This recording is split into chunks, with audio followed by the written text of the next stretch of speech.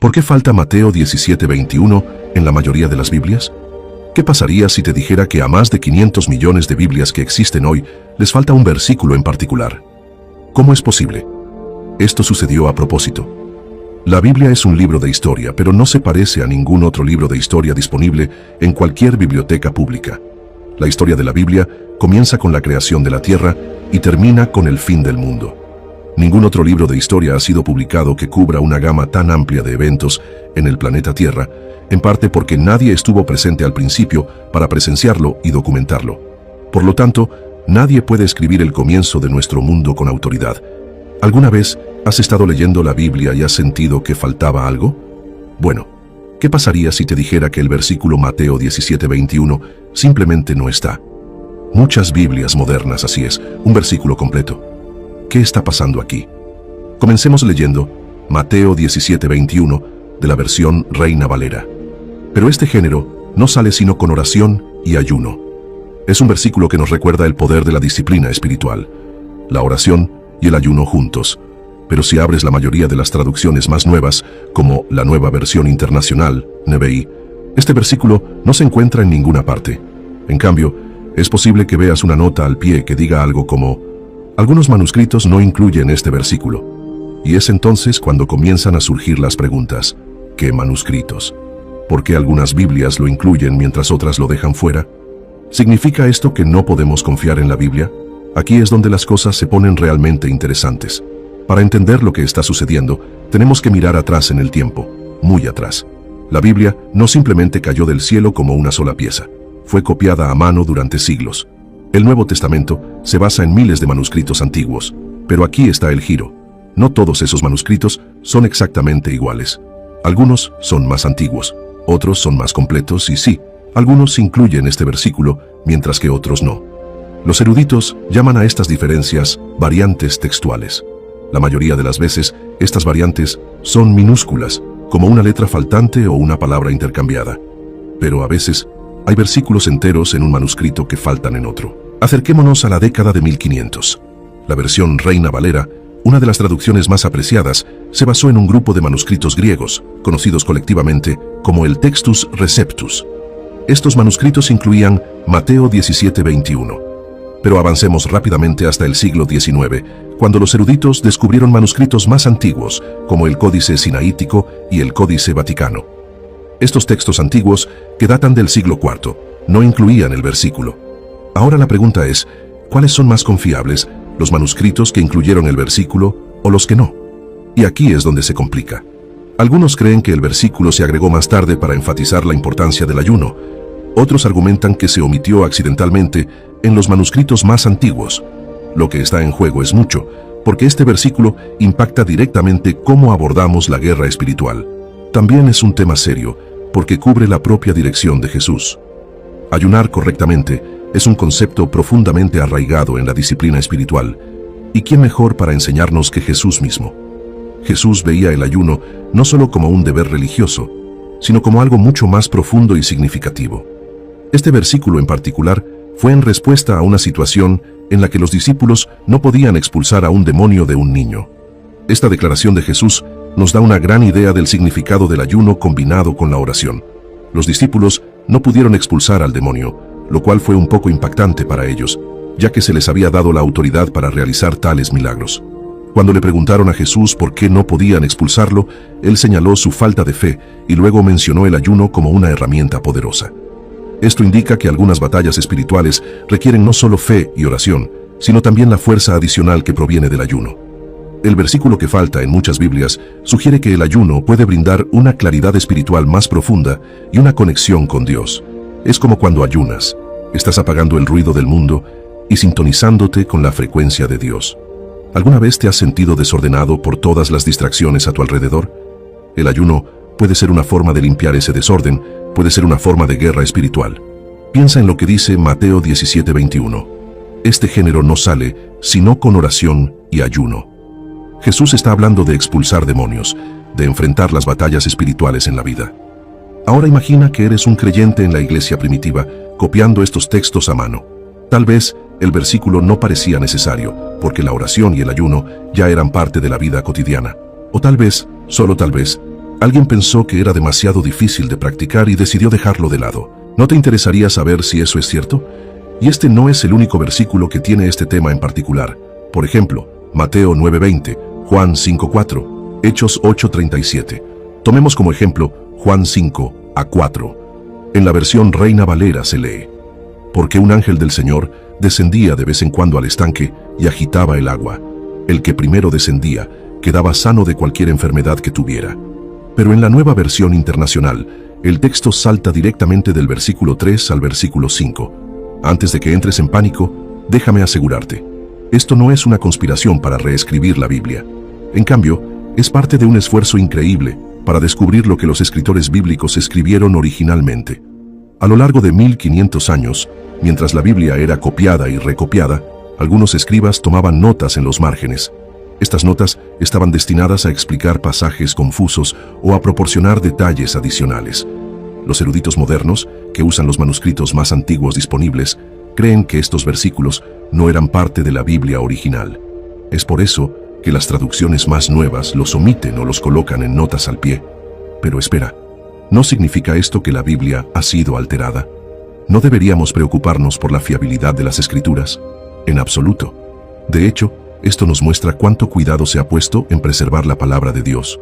Los críticos textuales, las personas que estudian manuscritos antiguos, usan la ciencia y la historia para asegurarse de que estamos leyendo lo que se escribió originalmente. Y aquí está la parte sorprendente. Incluso con estos versículos faltantes, el mensaje central de la Biblia no ha cambiado. Las doctrinas de la salvación, la resurrección de Jesús y el amor de Dios por nosotros permanecen perfectamente intactos. Al colocar estos versículos en notas al pie, las traducciones modernas son honestas acerca de lo que hay en los manuscritos más antiguos. No ocultan nada, sino que nos ayudan a entender la verdad. La Biblia es más que un libro. Es el mensaje de amor y redención de Dios. Otro ejemplo es Juan 7:53. La historia de la mujer sorprendida en adulterio se encuentra en Juan 7:53 a 8:11.